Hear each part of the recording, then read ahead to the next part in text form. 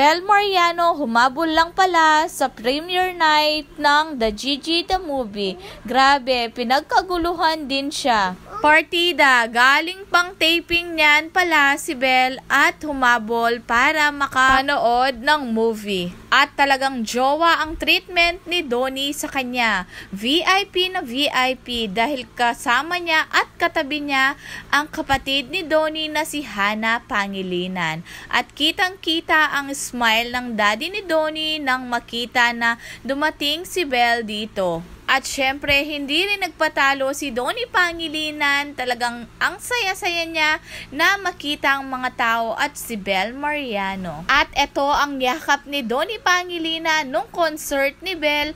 At ngayon naman, ito ang kanyang yakap ngayong may premiere night na movie siya.